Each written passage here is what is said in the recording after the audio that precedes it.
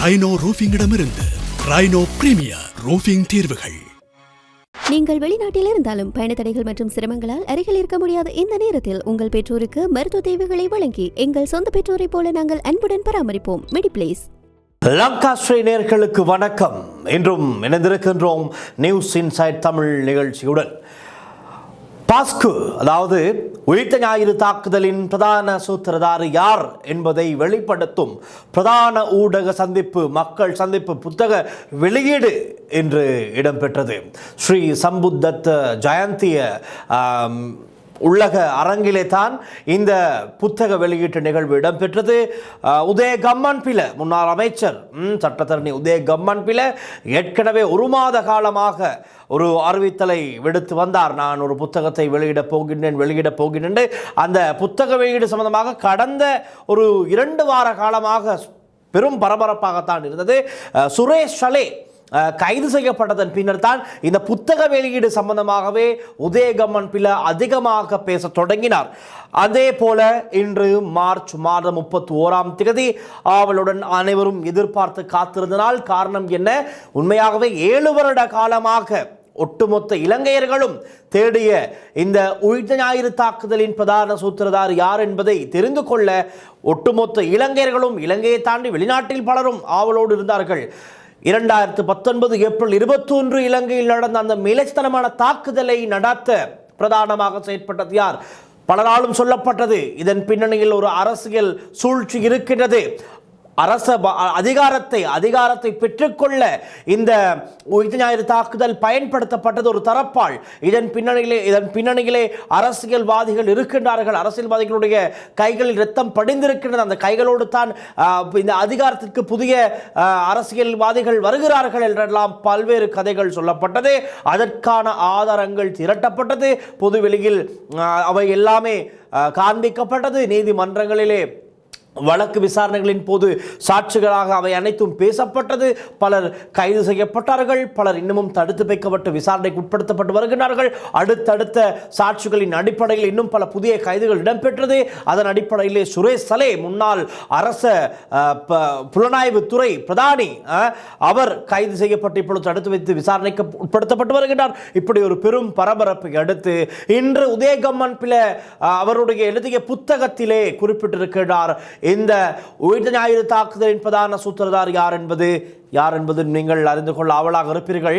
நாங்கள் அதற்கு முன்பதாக இந்த புத்தக வெளியீட்டுக்கு யார் யார் வருகை தந்தார்கள் என்பதை பார்த்து விடலாம். திடீரென்று எந்த விதமான முன்னறிவிப்பும் இருக்கவில்லை. இவர்கள் எல்லாம் இந்த நிகழ்வுக்கு வருவார்கள் என்று சாதாரணமாக ஒரு புத்தக வெளியீட்டு நிகழ்வாகத்தான் இருக்கும் என்று எதிர்பார்த்தால் வந்திருந்தார்கள்.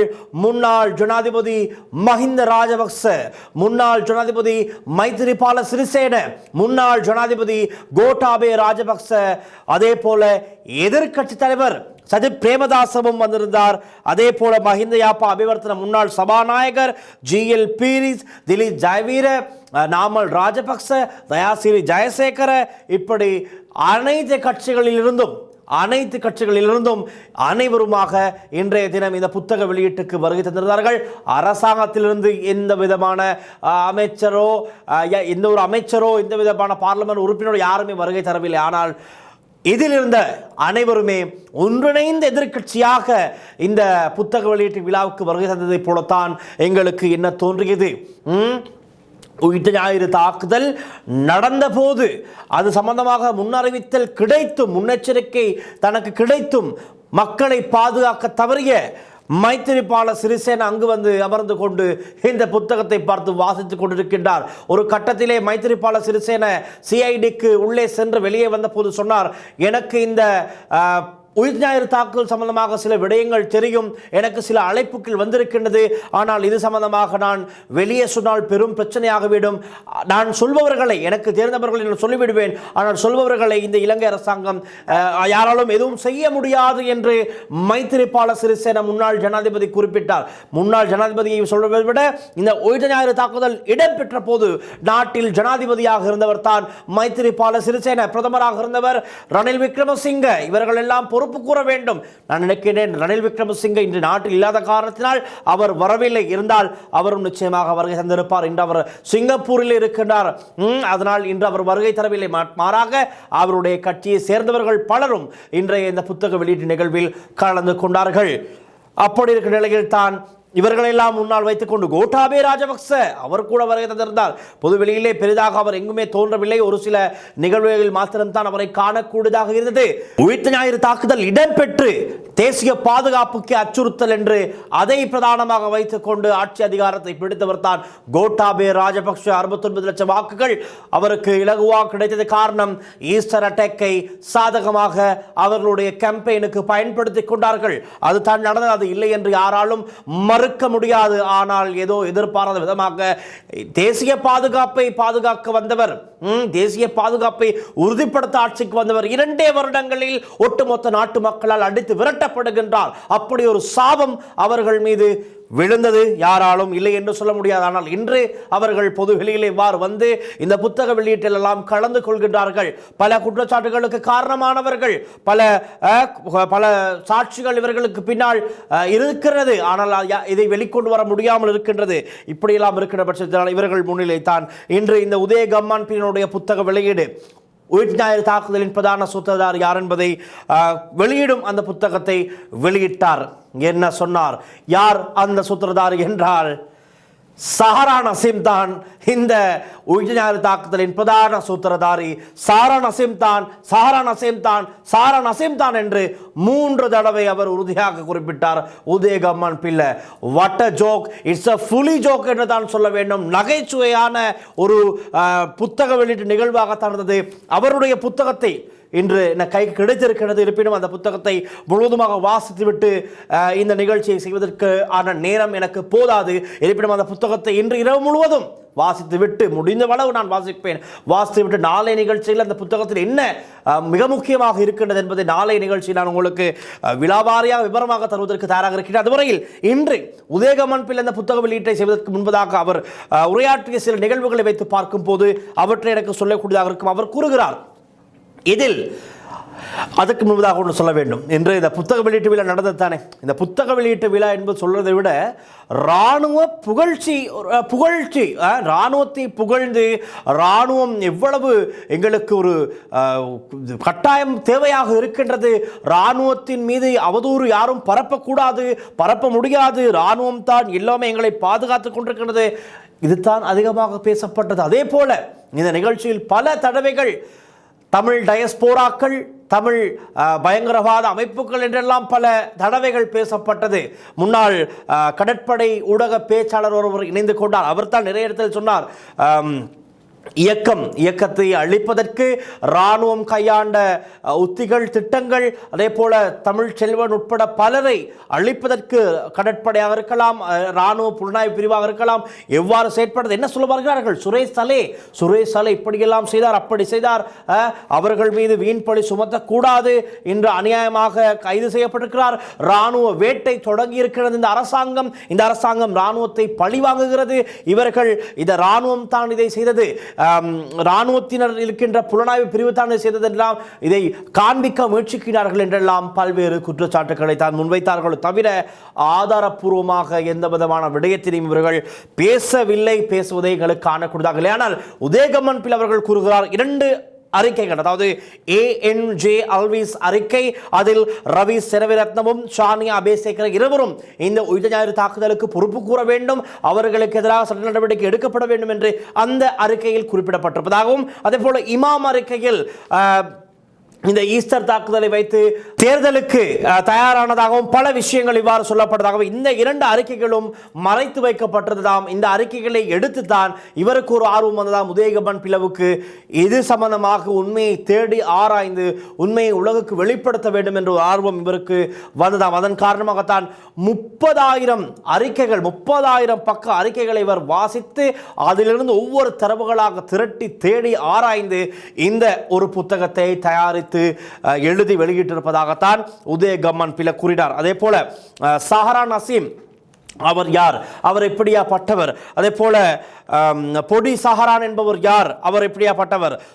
சொனிக் என்பவர் யார்? அபு ஹிந்த் என்பவர் யார்? அபு பக்கர் என்பவர் யார்? சாரா ஜஸ்மின், ஜமீல், அஸ்துன், இப்படி பலர் பற்றிய கதைகளும் இந்த புத்தகத்தில் உள்ளடக்கப்பட்டிருப்பதாக சொல்லுகிறார். அதே போல இன்னும் ஒரு விடயம் தான், 2019 மார்ச் 15 நியூசிலாந்தில் கிறிஸ்ட் சர்ச் மொஸ்கில், அதாவது முஸ்லிம் பள்ளிவாசலில் ஒரு துப்பாக்கிச்சூடு சம்பவம் இடம்பெறுகின்றது. அவருடைய பேர் பிரெண்டன் ஹாரிசன் டெரண்ட், ஆஸ்திரேலியாவைச் சேர்ந்தவர். நியூசிலாந்தில் இருக்கும்போது துப்பாக்கி எடுத்து சரமாரியான ஒரு துப்பாக்கிச் சூட்டை மிலைச்சதனமாக செய்கின்றார். அதற்கு பழிவாங்க முகமாக ISIS தீவிரவாத அமைப்பால் சொல்லப்படுகின்றதாம். உலகளாவிய ரீதியில் இருக்கின்ற பல நாடுகளிலும் அவர்களோடு இணைந்திருக்கின்றவர்களுக்கு சொல்லப்படுகின்றதாம், ஒரு ஆர்டர் கொடுக்கப்படுகின்றதாம். இதற்கு பழிவாங்க வேண்டும் என்றால் உங்களுடைய நாடுகளில் இருக்கின்ற கிறிஸ்தவ தேவாலயங்களை இலக்கு வைத்து நீங்கள் தாக்குதல்களை நடத்துங்கள். அப்பொழுதுதான் இது ஒரு பெரிதாக பேசப்படும். இதுதான் நாங்கள் செய்கின்ற ஒரு உன்னத கடமையாகும் என்று ISIS தீவிரவாதிகளால் சொல்லப்பட்டதாக உதயகமன் பிள்ளை கூறுகிறார். இது 2019 ஏப்ரல் 21 தாக்குதல் நடந்து அந்த 2-3 நாட்களிலேயே அந்த விடயம் பெரிதாக பேசப்பட்டது. நிச்சயமாக காரணம் 2019 மார்ச் 15 தான் தாக்குதல் நடந்தது. அதற்கு பதில் தாக்குதலாக பழிவாங்கும் நோக்குடன் தான் சாரா நசீம் உட்பட குழுவினரால் இந்த விடயம், இந்த தாக்குதல், மிலிஸ்தனமான தாக்குதல் இலங்கையில் நடத்தப்பட்டதாக அப்போதே சொல்லப்பட்டது. இல்லை என்று இல்லை. ஆனாலும் இதை தாண்டி இவர்களுக்கு பல்வேறு வகையில் ஒத்துழைப்பு கொடுக்கப்பட்டிருக்கின்றது. குண்டுகள் தயாரிப்பதற்கு பலர் உதவி இருக்கிறார்கள். குண்டுகளை ஒரு இடத்திலிருந்து இன்னொரு இடங்களுக்கு கொண்டு செல்வதற்கு பலர் உதவி இருக்கின்றார்கள். ரைட், இப்படி பல விஷயங்கள் இருக்கின்றது. அதே போல இவர்கள் செய்த பல சம்பவங்களை மறைப்பதற்கு, விசாரணைகளை வெவ்வேறு திசையில் திருப்புவதற்கு பல விடயங்கள் இடம்பெற்றிருக்கிறது. நாங்கள் கடந்த கால நிகழ்ச்சிகளில் பேசியிருக்கின்றோம். ஆகவே அதற்கெல்லாம் ஆதாரங்கள் இருக்கின்றது. எப்படி இருப்பினும், எது எப்படி இருப்பினும், இன்று உதயகமன் பிள்ளை கூறுகிறார், இதற்கு முன்பதாக இலங்கையில் நடந்த FBI, ஸ்காட்லாந்து யார்டு இந்த அமைப்புகள் எல்லாம் நடத்திய விசாரணைகளின் அடிப்படையிலே இந்த உயிர் ஞாயிறு தாக்குதலுக்கு பின்னால் எந்த விதமான அரசியல் பின்புலமும் இல்லை, அரசியல் சூழ்ச்சிகள் எதுவும் இல்லை. இதை சாரான் உட்பட தீவிரவாத குழுவினர் தான் செய்தார்கள். ஆகவே இதற்கு பிறகு இத்தான் ஹைலைட். உதயகமன் பிள்ளை என்ன சொல்ல வருகிறார் என்றால், இதற்கு பிறகும் இந்த ஈஸ்டர் தாக்குதலின் பிரதான சூத்திரதாரி யார் என்பதை தேடுவதை நிறுத்திவிட்டு, இதற்கு முற்றுப்புள்ளி வைத்துவிட்டு, இன்னமும் சாரானுடைய வழிகாட்டலினால் இன்னும் 300 பேர் இந்த நாட்டில் சுதந்திரமாக உலா வருவதாக, நடந்திருவதாக, சுற்றித் திருவதாக சொல்லப்படுகிறது. 300 மனித வெடிகுண்டுகள் இருப்பதாக உதயகமன் பிள்ளை இன்றும் உறுதிப்படுத்தினார்.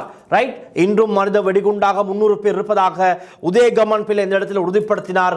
எந்த நேரத்திலும் அது வெடிக்கலாம், வைக்கப்படலாம், அவர்கள் வெடித்துக் கொள்ளலாம் என்ற மாதிரி தான் உதயகமன் பிள்ளை குறிப்பிட்டிருந்தார். அதை தடுப்பதற்கான வழிவகைகள் நாங்கள் செய்ய வேண்டும். தேசிய பாதுகாப்புக்கு இன்னமும் இந்த நாட்டில் அச்சுறுத்தல் இருக்கின்றது. இந்த அரசாங்கத்தின் கீழும் தேசிய பாதுகாப்புக்கு அச்சுறுத்தல் இருக்கின்றது. ஆகவே இது சம்பந்தமாக நாங்கள் ஒரு இனமாக நாங்கள் இன்னும் முன் வருவோம் என்று இதற்கோ ஒரு வழியை வெட்டுவதை எங்களுக்கு காணக்கூடியதாக இருந்தது. அதே போல சொல்லுகிறார், மதரசாக்கள் குறித்து பேசுகிறார் உதயகமன் பிள்ளை. ரைட், இது மதரசாக்கள், பல மதரசாக்கள் இருக்கின்றதாம். இன்னமும் கடும் போக்குவாத வஹப்வாதத்தை படித்துக் கொடுக்கின்ற, கற்பித்துக் கொடுக்கின்ற பல மதரசாக்கள் இன்னமும் இருப்பதாகவும் உதயகமன் பிள்ளை குறிப்பிட்டார். ஆகவே இவற்றை இனம் கண்டு அவற்றுக்கு எதிராக நடவடிக்கை எடுக்கப்பட வேண்டும் என்பதைப் போலவும் உதயகமன் பிள்ளையினுடைய கருத்துக்கள் அமைந்திருந்தது. எங்கு வருகின்றார் உதயகமன் பிள்ளை? நிச்சயமாக இன்னும் ஒரு விடயம் சொல்ல வேண்டும். இந்த நிகழ்வுக்கு யார் யார் வந்தார்கள் என்று குறிப்பிட்டேன். இன்னும் ஒருவர் வந்திருந்தார். பொதுபல சேனாவின் செயலாளர் கலகுடாத்தே ஞானசார தேரரும் இந்த நிகழ்வில் கலந்து கொண்ட அந்த காட்சிகள் நீங்கள் இப்பொழுது பார்க்கக்கூடியதாக இருக்கும். கலகுடாத்தே ஞானசார தேரர், இராஜ் பாடகர் இராஜ், அதாவது ராஜபக்சக்கள் இதில் எந்த விதத்திலும் சம்பந்தம் இல்லை. ரைட், இந்த உயிர்ஞாயிறு தாக்குதலை வைத்து ராஜபக்சக்கள் ஆட்சி அதிகாரத்தை கைப்பற்றவில்லை. ராஜபக்சக்கள், கோட்டாபே ராஜபக்ச தான் 2019-2020 ஜனாதிபதி ஆவார் என்று ஏற்கனவே சொல்லப்பட்டுவிட்டதான். பல அறிக்கைகளை அடிப்படையாக வைத்து இந்தியாவில் இருக்கின்ற ஒரு புலனாய்வு தகவல் ஒரு நிறுவனமும் சொல்லிவிட்டதாம். கோட்டாபே ராஜபக்ச, அதாவது இந்த தாக்குதல் நடத்துவதற்கு முன்பதாகவே சொல்லிவிட்டார்களாம். கோட்டாபே ராஜபக்சவுக்கு நிறைய வாய்ப்புகள் இருக்கின்றது ஜனாதிபதியாக தெரிவதற்கு. அப்படி என்றால் கோட்டாபே ராஜபக்ச வேட்பாளராக அறிவிக்கப்படுவது ஈஸ்டர் அட்டாக் நடந்ததற்கு பிறகு. அது எப்படி அவர்களுக்கு தெரியும் கோட்டாபய ராஜபக்ச ஜனாதிபதி ஆவார் என்று? எந்த விதமான அறிவிப்பும் இருக்கவில்லை. கோட்டாபய ராஜபக்ச தான், அதாவது மஹிந்த ராஜபக்ச தான் அறிவிக்கிறார் தன்னுடைய சகோதரர் அடுத்த ஜனாதிபதி தேர்தலிலே தேசிய பாதுகாப்பை பலப்படுத்துவதற்காக, உறுதிப்படுத்துவதற்காக ஜனாதிபதி தேர்தலில் போட்டியிடுவார் என்று மஹிந்த ராஜபக்ச அறிவிக்கின்றார்.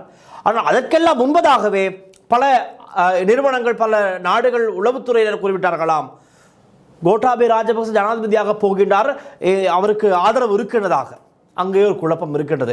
ஆகவே இது இராணுவத்தினர் செய்யவில்லை, மஹிந்த ராஜபக்சவோ கோட்டாபய ராஜபக்சவோ இதற்கு தொடர்பு இல்லை, இதை வைத்து இவர்கள் மீது சேர பூச வேண்டாம்.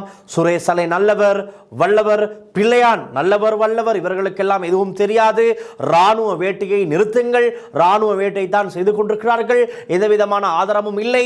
ரவி செனவிரத்ன மற்றும் ஷானி அபேசேகர மீது கடுமையான கோபம் உதயகம்மன் பிளவுக்கு இருப்பது தெரிய வருகிறது. இந்த புத்தகத்திலே கடுமையாக விமர்சிக்கப்பட்டிருப்பவர்கள் ஷானி அபேசேகரவும் ரவி செனவிரத்னவும் தான். அவர்கள் மீது இருக்கின்ற கொடுமை, அவர்கள் மீது இருக்கின்ற அந்த கோபம், வன்மத்தின் காரணமாக எழுதப்பட்ட ஒரு புத்தகமாகவே இந்த உதயகம்மன் பிள்ளையுடைய புத்தகம் எங்களுக்கு சொல்லக்கூடியதாக இருக்கிறது. காரணம், இந்த உதயகம்மன் பிள்ளையுடைய முழுமையான உரையை நாங்கள் லைவாக அந்த இடத்துல இருந்தே கேட்டுக்கொண்டு தான் இருந்தேன். அதன் அடிப்படையிலே சொல்லக்கூடியதாக இருக்கும். அவருக்கு ஏதோ ஒரு பல வன்மம் இருக்கின்றது. அந்த வன்மத்தில், அந்த கோபத்திலே தான் உதயகம்மன் பிள்ளை இந்த புத்தகத்திலே பல இடங்களில் ஷானி அபேசேகரவும் ரவி செனவிரத்னவும் இதற்கு பொறுப்பு கூற வேண்டும், இவர்களுக்கு எதிராக சட்ட நடவடிக்கை எடுக்க வேண்டும், இவர்களை இந்த இடங்களுக்கு நியமித்ததே ஒரு சட்டவிரோதமான குற்றம் என்றும் பல இடங்களில் சொல்லப்பட்டிருப்பதாக சொன்னார். ஆகவே இது என்னவென்றால் ஒரு நகைச்சுவையான சம்பவம் என்று தான் பலரும் சொல்கிறார்கள். சஹரான் ஹஷீம், இந்த தீவிரவாத அமைப்பின் தலைவர், அவருக்கும் மேலாக இருக்கிற நௌஃபர் மௌலவியும் இப்பொழுது சட்ட நடவடிக்கைகளுக்கு உட்படுத்தப்பட்டிருக்கின்றார். அப்படி இருக்கிற நிலையில் சாரா நசீம் தான் இதன் பிரதான சூத்திரதாரி என்று குறிப்பிட்டிருக்கின்றார். அதே போல சேனல் 4க்கும் ஒரு அடி விழுந்தது. உதயகம்மன் பிள்ளை கூறுகிறார், தமிழ் டயஸ்போராக்களை திருப்திப்படுத்த சேனல் 4 இதில் இறங்கி வேலை செய்கின்றதாம். சேனல் 4 அசாத் மௌலானாவிடம் வாக்குமூலம் பெற்ற போது அதற்கு பின்னணியில் இருப்பதும் இந்த தமிழ் டயஸ்போராக்களுடைய தேவைக்கு தான் அதுவும் செய்யப்பட்டதாக குறிப்பிட்டார் உதயகம்மன் பிள்ளை. இப்படித்தான் பல விஷயங்கள் சொல்லப்பட்டது. நிறைய இடங்களில் இந்த புத்தக வெளியீட்டு நிகழ்வில் புத்தகத்தை பற்றியதை பேசியவிட இராணுவம் பற்றி தான் அதிகமாக பேசப்பட்டது. இராணுவ புகழ் பாடல்கள் பாடப்பட்டது. 2-3 பாடல்கள் இராணுவத்தை பற்றின அந்த யுத்தத்தின் போது இராணுவத்தில் செயற்பட்ட விதம், அதே போல 76 தாக்குதல் நிறைவடைந்து சாய்ந்த மருத்துவில் சாரானுடைய குடும்பத்தார் தற்கொலை குண்டுகளை வெடிக்க வைத்ததன் பின்னர் மறுநாள் அதிகாலை அந்த குடும்பத்திலிருந்து காப்பாற்றப்பட்ட சாரானுடைய மனைவியும் அதே போல அவருடைய மகளும் காப்பாற்றப்பட்ட காட்சிகள் எல்லாம் செட் பண்ணி ஒரு இராணுவ புகழ் பாடல்களும் பாடப்பட்டது. ஞாயிறு தின தாக்குதல் புத்தக வெளியீட்டுக்கும் இராணுவ புகழ் பாடலுக்கும் என்ன சம்பந்தம்? அது ஏன் அங்கே பாடப்பட்டது? ரைட். அதே போல இன்றைய நிகழ்வுக்கு எந்த விதமான கத்தோலிக்க பேரவையிலிருந்து யாரும் வருகை தரவில்லை. இவர்கள் அழைப்பு விடுத்தார்களா இல்லை என்பது குறித்து தெரியாது. ஆனாலும் எந்த ஒரு ஃபாதர்ஸும் அந்த இடத்துக்கு வரவில்லை. பொதுவாக இந்த ஞாயிறு தாக்குதல் சம்பந்தமாக பேச வேண்டியவர்கள், தெளிவுபடுத்தலுக்கு உட்படுத்தப்பட வேண்டியவர்கள் கொழும்பு உயர்மறை மாவட்ட கத்தோலிக்க பேரவை. ரைட். கார்டினல் மேல்கம் ரஞ்சித்தாக இருக்கலாம், அதுக்கு பிறகு சிரில் காமினி ஃபாதராக இருக்கலாம், ஜூட் கிருஷாந்த ஃபாதராக இருக்கலாம். இவர்களை அழைத்து இவர்களுக்கு இந்த புத்தகத்தை கொடுத்து பாருங்கள் ஃபாதர், இதுதான் உண்மை என்று சொல்லி இருக்கலாம். ஆனால் என்று அது நடக்கவில்லை. அதுவும் ஒரு பிரச்சனை. ரைட். இது நடந்தது ஒரு பௌத்த கட்டிடத்திலே, பௌத்த மதத்துக்கான அதோடு தொடர்பட்ட சம்புத்தத்து ஜெயந்தி உள்ளக அரங்கிலே தான் இந்த நிகழ்வு இடம்பெற்றது. அதிலும் இருக்கதை பாருங்கள். பின்னணி என்ன? ரைட். சரத் வீரசேகர் வந்திருந்தார், ஞானசார தேரர் வந்திருக்கிறார். ஞானசார தேரர் சரத் வீரசேகரோடு இருப்பார்களே, ஒரு கோலையாக்கள். இந்த திருகோணமலை விகாரை சம்பவம், ரைட், அந்த புத்தர் சிலை விவகாரம், அதே போல இங்கு வெள்ளவத்தில் எல்லாம் நினைவேந்த நிகழ்வுகளின் போது வந்து சண்டை பிடிக்கின்ற அந்த குரூப் ஒன்று இருக்கின்றதே, அந்த குரூப் எல்லாம் இன்று முன்னின்று செயற்பட்டு ரொம்ப ஆக்டிவாக செயற்பட்டு கொண்டிருந்ததையும் அவதானிக்கூடியதாக இருந்தது. ரைட். இப்படி பல விஷயங்கள் இருக்கின்றது. இதிலிருந்து என்ன சொல்ல வருகிறார்கள் என்றால், கோட்டாபய ராஜபக்சவோ மஹிந்த ராஜபக்சவோ இந்த ராஜபக்ச டீம், ரைட், இந்த ரெஜிமே அவர்களுக்கும் இந்த தாக்குதலுக்கும் எந்த விதமான சம்பந்தமும் இல்லை. இவர் மக்களுடைய ஆதரவை பெற்று இவர் ஜனாதிபதியாக வந்தார் தவிர இதற்கும் இந்த தாக்குதலுக்கும் இவர்களுக்கும் எந்த விதமான தொடர்புமே இல்லை என்பதைத்தான் உதயகம்மன் பிள்ளை குறிப்பிட்டார். அதே போல இராணுவ